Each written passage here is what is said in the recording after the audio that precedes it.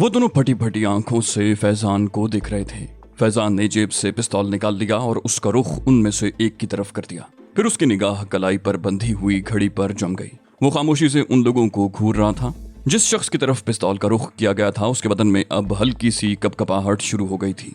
वो लर्जान लहजे में बोला, हम किसी स्टीफन ब्राकोडा को नहीं जानते। फैजान ने गुर्राए हुए लहजे में कहा, तुम लोगों की तादाद कितनी है? वो फौजी आदमी था, उसके अंदाज में बड़ी सफाकी झलक रही थी। मैं और फाइक खामोश थे। फैजान उन्हें देखता रहा और फिर तकरीबन 4 मिनट गुजर गए। फैजान की निगाह कलाई पर बंधी हुई घड़ी पर थी और कैबिन में हौलनाक सन्नाटा छाया हुआ था। बर्ड मैकनो और एक और फर्द कैबिन के दरवाजे पर खड़े हुए थे। फाइक शायद अपने सेकंड ऑफिसर को हिदायत देकर आया था और उसी तरह यकीनन फैजान भी। दफतन वो शख्स दहशतजदा लहजे में बोला, कुछ भी करो, जो दिल चाहे करो। मैं अभी उसके मुंह से इतना ही निकला था कि फैजान का हाथ उठा, लेकिन उसने जिस शख्स की पेशानी का निशाना लिया हुआ था और जो दहशतजदा अंदाज में चीखा था, फैजान ने उसे गोली का निशाना बनाने के बजाय उसके दूसरे साथी की तरफ रुख करके फायर कर दिया और गोली उस शख्स की पेशानी में दाखिल हो गई। उसके दोनों हाथ फजा में उठे और फिर वो औंधे मुंह जमीन पर आ रहा। पहला आदमी दहशतजदा अंदाज में खड़ा हो गया और फिर वो फैजान के पिस्तौल का ख्याल किए बगैर ही बेतहाशा दरवाजे की तरफ भागा। लेकिन जिस तेजी से उसने हरकत की थी उसी तेजी से मेरी टांग भी चली थी और वो कलाबाजी खाता हुआ दूसरी तरफ जा गिरा था। फैजान बोला, सिर्फ 4.5 मिनट बाकी रह गए हैं, जवाब दो। वो बोला, आप दोजें .03 पर हैं। मेरा मतलब है वो जगह जो हमने मुतय्यन की है। फैजान ने पूछा, कितनी तादाद है उनकी? वो बोला, 3, सिर्फ 3। फैजान ने कहा, यहाँ से .03 का कितना फासला है? उस शख्स ने जवाब दिया, ज्यादा नहीं, ज्यादा से ज्यादा 5 या 6 मील।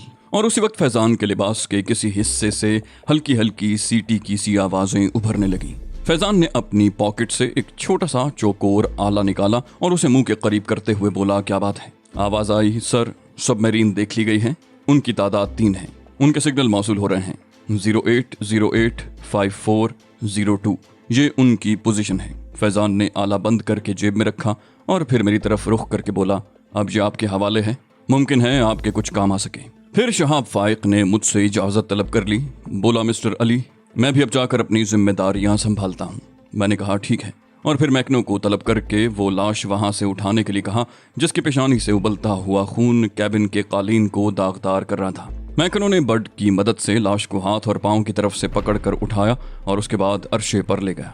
वो शख्स सकते के आलम में नजर आ रहा था जो जिंदा बच गया था। फाइक भी चला गया था और फैजान भी। मैंने पलटकर उस शख्स को देखा जो अब मेरे रहमो करम पर रह गया था। उसने दोनों हाथ उठाकर दहशतजदा लहजे में कहा, नहीं, मुझे हलाक करने से तुम्हें कोई फायदा नहीं होगा। तमाम सूरत हाल मैंने बता दी है, इससे ज्यादा मेरे इल्म में कुछ नहीं।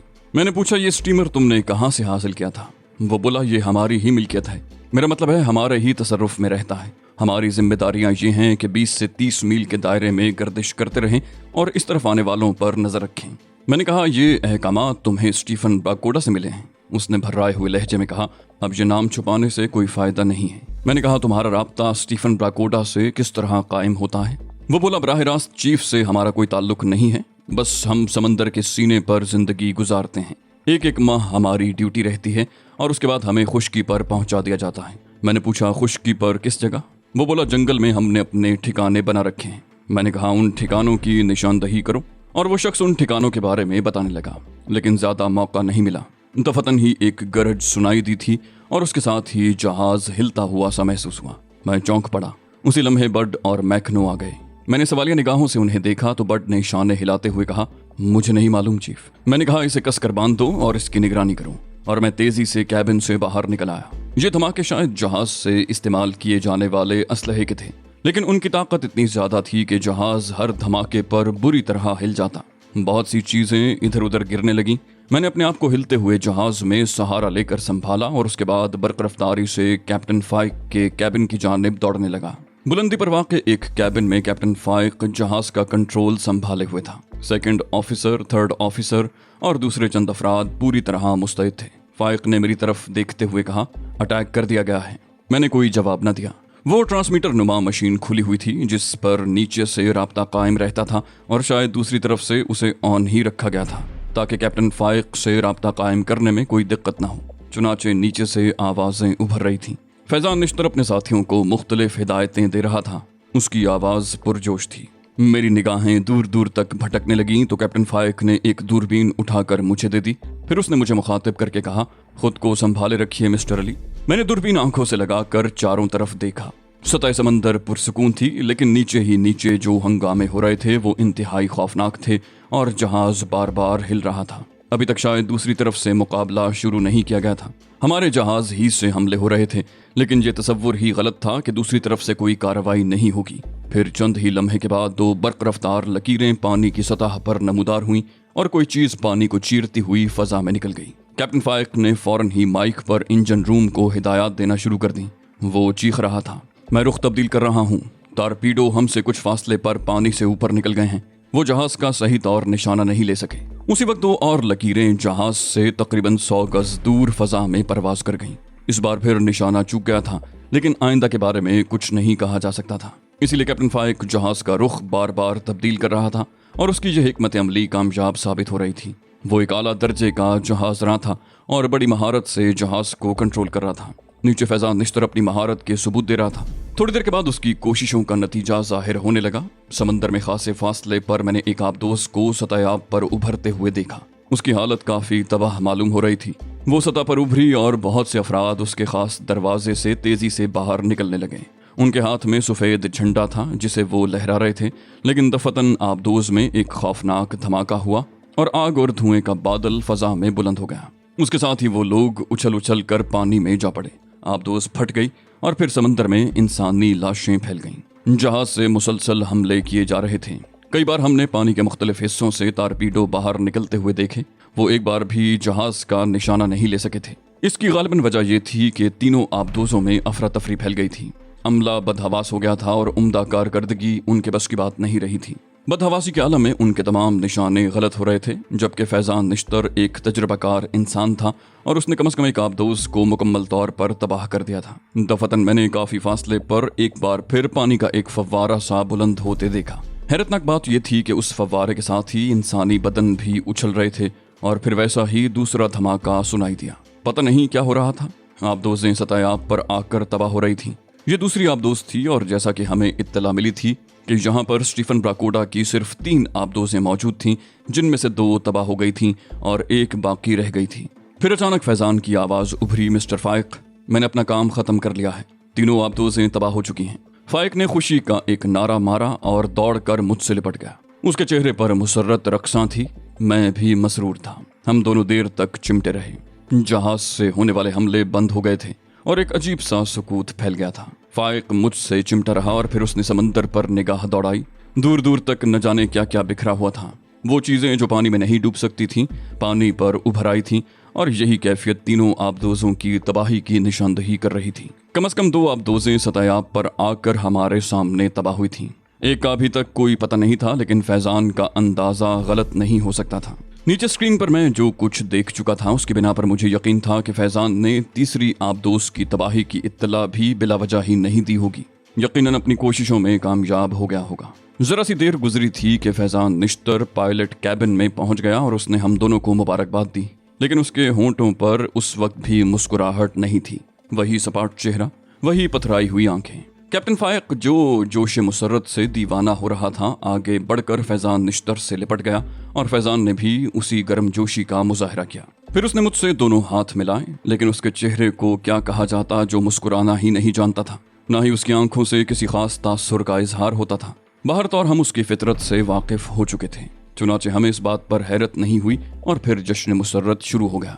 ये जानने के बाद कि हम अपने दुश्मनों को फना कर चुके हैं, जहाज के अमले के तमाम ही लोग खुशी से उछल रहे थे। बड और मैकनो भी इस खुशी में शरीक थे। वो शख्स कैबिन ही में बंधा हुआ पड़ा था जिसको हमने गिरफ्तार किया था, और ये शायद इस सिलसिले में काम करने वालों में से वाहिद शख्स था जो जिंदा बच गया था। ज़ेरे-आब कोई बच गया हो और किसी तरह निकल जाने में कामयाब हो गया हो तो क्या कहा जा सकता था। अब सतह समंदर पर जगह जगह इंसानी लाशें तैरती नजर आ रही थीं। थोड़ी ही देर के बाद हमने शार्क मछलियों के एक गोल को उन लाशों पर झपटते देखा। ये हौलनाक मंजर देर तक हमारे दिलों को लर्जाता रहा। शार्क मछलियां इंसानी आज़ा को इत्मीनान से काट काट कर अपना हिस्सा वसूल करके ले जा रही थी। हमें अपने इस इब्तिदाई काम में खातिर खा कामयाबी नसीब हुई थी और हमने स्टीफन ब्राकोडा की वो कुव्वत ख़त्म कर दी थी जिसके जरिए वो बैरूनी दुनिया से राब्ता कायम रखे हुए था। इस कामयाबी पर जितनी भी खुशी का इजहार किया जाता कम था, लेकिन हमारे पास वक्त भी बहुत कम था, इसलिए मुसर्रतों के इजहार को मुलतवी कर दिया गया और फौरन ही मुश्तरका तौर पर ये तय पाया कि दूसरे मरहले के लिए काम शुरू हो जाए। इसके लिए जहाज को यहाँ से हटकर एक और जगह पहुंचाना था, जहां से हम अपनी मंजिल की तरफ रवाना होने वाले थे। चुनाचे शहाब फाइक ने मुझसे कहा कि मैं अपना काम मुकम्मल कर लूं। वो जहाज आगे बढ़ा रहा था। मैं पायलट कैबिन से बाहर निकलकर नीचे उतर आया और मैंने बट से कहा कि ओटोकान को बुला लाएं। ओटोकान ज़हीन आदमी था। हरचंद के उसका ताल्लुक अफ्रीका के एक वहशी कबीले से था, लेकिन ये बहुत पहले की बात थी। अब तो सूरत हाल ही तब्दील हो चुकी थी। बर्ड उसे बुलाकर लाया तो उसकी आंखों में सवालिया तासुरात थे।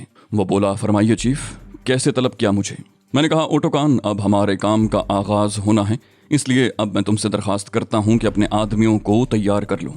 वो बोला, चीफ, हमारे सारे आदमी फौरन ही अपनी तैयारियों में मसरूफ हो गए हैं, अगर आप चाहें तो उनका जायजा ले सकते हैं। मैंने कहा, गुड, ये मुस्तैदी मुझे पसंद आई ओटोकान, आओ जरा देखें। और हम जहाज के उस हिस्से में पहुंच गए जहां वो तमाम सियाफाम अफराद मौजूद थे जिन्हें मेरे साथ इस मुहिम पर जाना था। तमाम लोग मसरूफ थे। वो कश्तियां जो अजीबोगरीब शक्ल की थीं आरास्ता की जा रही थीं। खाने पीने का सामान मुख्तसर मिकदार में उन पर बार कर लिया गया था। तमाम कश्तियां तकरीबन तैयार थीं और बस उन्हें नीचे उतारा जाना बाकी था। उसके साथ साथ ही वो लोग अपने मखसूस तीरों और कुल्हाड़ों से मुसल्लह हो चुके थे। उन्होंने अपने ज़ेरीं लिबास में, जो इंतहाई बेहंगम और अजीब सा था, कारतूसों की काफ़ी तादाद इस तरह छुपा ली थी कि देखने में महसूस ना हो, लेकिन इस्तेमाल के वक्त भी कोई दिक्कत पेश ना आए। मैंने मुतमईन अंदाज में गर्दन हिलाई और फिर बर्ड और मैकनो की तरफ देखा। मैंने कहा, अब हम लोगों को भी अपना हुलिया तब्दील कर लेना चाहिए। इसके लिए भी इंतजामात थे। चुनाचे चंद अफराद हम चारों पर मसरूफ हो गए। मैकनो हरचंद के अफ्रीकी नैजात था, लेकिन चूंकि उसका ताल्लुक सानबीन से नहीं था और उसमें कुछ ऐसी निशानियां थीं जिनकी वजह से उसे पहचाना जा सकता था, चुनाचे उसकी सूरत भी तब्दील करना थी। सानबीन कबीले के रंग में एक अजीब सी बात थी। गहरे स्याह रंग में अगर सिल्वर कलर मिला दिया जाए तो उसके बाद जो रंग बन सकता है वो सानबीन कबीले के लोगों का था। चुनाचे हमारे मेकअप में खास तौर से इस बात का ख्याल रखा गया था कि खद्दोखाल मोटे और अफ्रीकी तर्ज के बनाए जाएं। आंखों की बनावट को अलबत्ता तब्दील नहीं किया जा सकता था, लेकिन हम में से किसी की आंखें ऐसी नहीं थीं जो बहुत ज्यादा मुख्तलिफ होती। चुनाचे उसमें कोई दिक्कत नहीं हुई और तकरीबन 1.5-2 घंटे की काविशों के बाद हमारा मेकअप करने वालों ने हमें फारिग कर दिया। अब मेरे बदन पर भी वैसा ही बेतुका लिबास था जिसे पहनकर शर्मा रही थी, लेकिन अपने मिशन की तकमील के लिए ये सब कुछ गवारा था। प्रोफेसर जोनाथन बर्ड को देखकर मुस्कुरा रहे थे और बर्ड अजीब सी शक्ल बनाए बैठा था। प्रोफेसर को मुस्कुराते देखकर बिगड़ गया और बोला, आप जब कभी मुस्कुराते हैं मुझे न जाने क्या याद आ जाता है। प्रोफेसर ने एक कहकहा लगाया, फिर बोले, और तुम्हें देखकर मुझे खुद न जाने क्या क्या याद आ रहा है। प्रोफेसर ने इस अंदाज में कहा था कि मैं भी हंसी न रोक सका। मैंने कहा, अब फजूल बातों से गुरेज किया जाए, तैयारियां मुकम्मल करो। बर्ड ने मजे का खेज लहजे में कहा, आह चीफ, इसके अलावा भी कुछ तैयारियां करना बाकी हैं। वो सब हो गया जो कभी ना होता। और हम सब लोग हंसने लगे। बाकी तमाम लोग पहले ही तैयार हो चुके थे। अब सिर्फ इस बात का इंतजार था कि हमारा ये सफर खत्म हो जाए, लेकिन इतना मुख्तसर सफर भी नहीं था।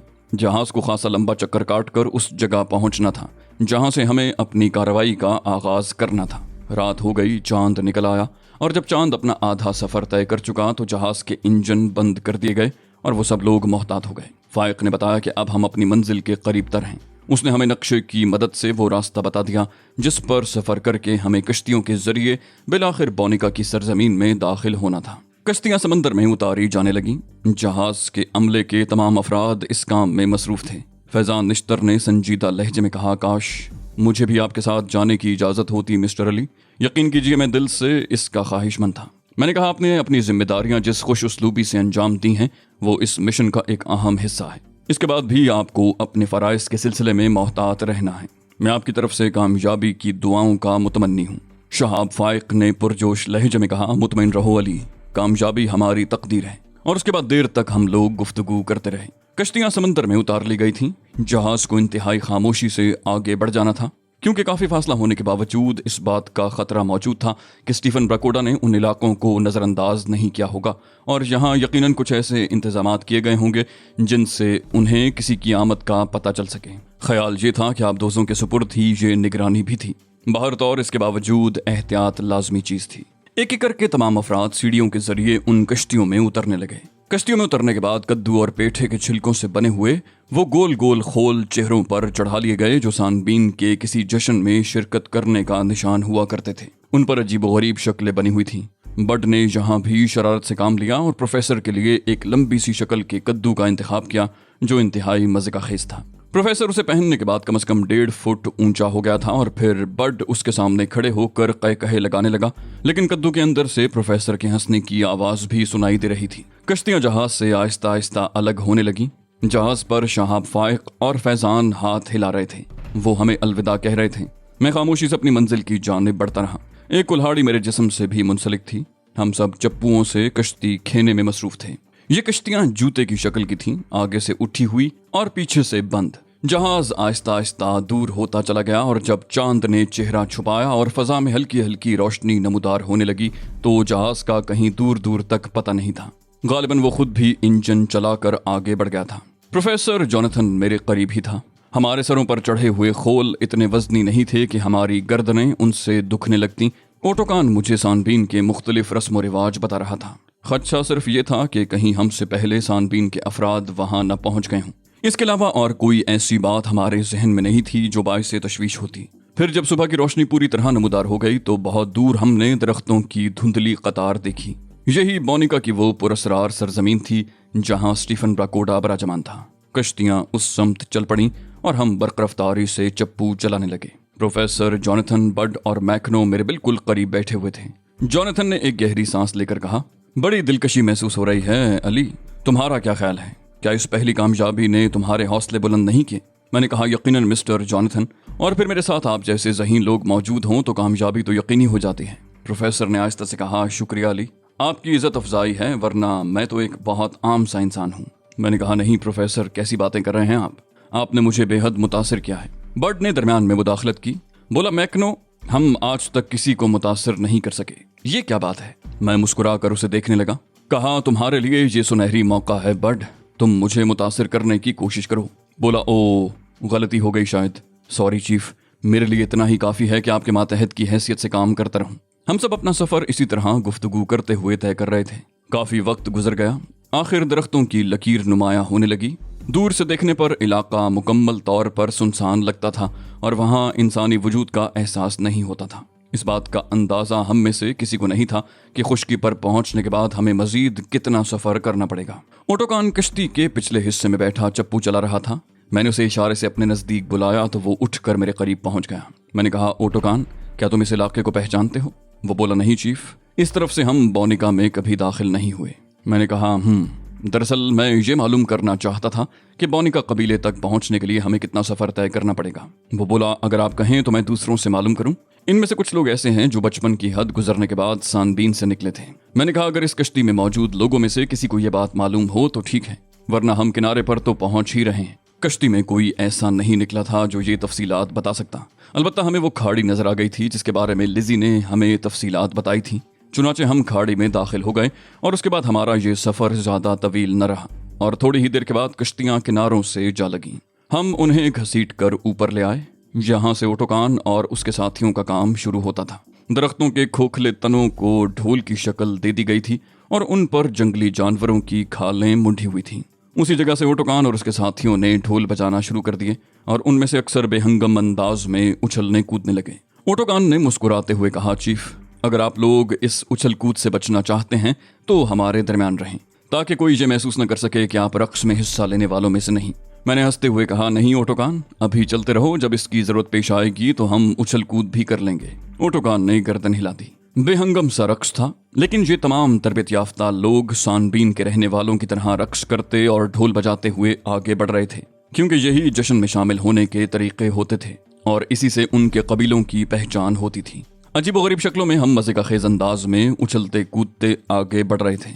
घने जंगलों में तकरीबन 1 मील का सफर तय करने के बाद जब हम एक खुले चटियल इलाके में आ निकले तो मुझे एहसास हुआ कि बोनिका कबीला तो इन घने जंगलों में ढका हुआ था, वरना उसका फासला यहाँ से ज्यादा दूर नहीं था। चटियल मैदानों के इंतहाई सिरे पर छोटे छोटे टीले नजर आ रहे थे जो भूरे रंग के पत्थर के मालूम होते थे, लेकिन दर हकीकत वो बोनिका कबीलों के झोंपड़े थे जो मखसूस टीलों की शक्ल रखते थे। गालिबन फजाई जायजे से महफूज रहने के लिए उन्हें टीलों की शक्ल दी गई थी। पता नहीं ये काम स्टीफन ब्राकोटा ने किया था या पहले ही से यहाँ के रहने वाले इस किस्म के झोंपड़े बनाकर रहने के आदी थे। बाहर तो और आबादी शुरू हो गई थी और हम लोग ढोल बजाते हुए मुसलसल आगे बढ़ रहे थे। ज्यादा देर न गुजरी थी कि दूसरी जानिब से हमें उसी रंगत के लोग अपनी जानिब आते हुए नजर आए जो बोनिका के रहने वाले थे। उनके हाथों में लंबी लंबी छड़ियां थी जिन पर जानवरों के पर सजे हुए थे। वो उन छड़ियों को अजीब से अंदाज से लहराते हुए हमारी तरफ आ रहे थे और उनकी तादाद तकरीबन 20 थी। ओटोकान ने मुझे बताया कि ये उनका इस्तकबालिया अंदाज है, गोया उनमें से किसी को हमारे ऊपर शुबा नहीं हुआ है। चुनांचे मैंने ओटोकान से कहा कि वो आगे रहे ताकि उनसे उनके लहजे और उनकी जबान में बात कर सके। ओटोकान ने अपने साथ चंद अफराद को और भी शामिल कर लिया ताकि किसी किस्म का कोई शुबा ही बाकी न रहे। मेरा दिल धड़क रहा था। हम अब उस मंजिल के करीब पहुंचते जा रहे थे जो स्टीफन ब्राकोटा के सिलसिले में हमारी मुहिम का पहला मरहला था। थोड़ी देर के बाद वो तमाम लोग हमारे करीब पहुंच गए। ओटोकान और उसके साथी बेहंगम उछल कूद के साथ सानबीन की जबान में कुछ गाने भी लगे। सामने खड़े हुए लोगों के चेहरों पर इस्तकबालिया तासुरात थे। फिर उनमें से 2 अफराद आगे बढ़े और उन्होंने हाथों में पकड़ी हुई छड़ियां ओटोकान के साथियों के सरों पर आहिस्ता आहिस्ता मारी और जिस शख्स की छड़ी लगी वो खामोश होता गया। हम लोग भी छड़ियों की इस ज़र्ब से महफूज नहीं रहे। ओटोकान दिलचस्प और ज़हीन आदमी था। उछल कूद के दरमियान वो बोलता भी जा रहा था। उसने कहा, हालात पुरसुकून हैं, सब कुछ मामूल के मुताबिक है। ये लोग हमारा इस्तकबाल कर रहे हैं। तमाम लोग खामोश हो गए तो मेज़बान वापस पलट पड़े और हमें साथ आने का इशारा करने लगे और हम उनके पीछे चल पड़े।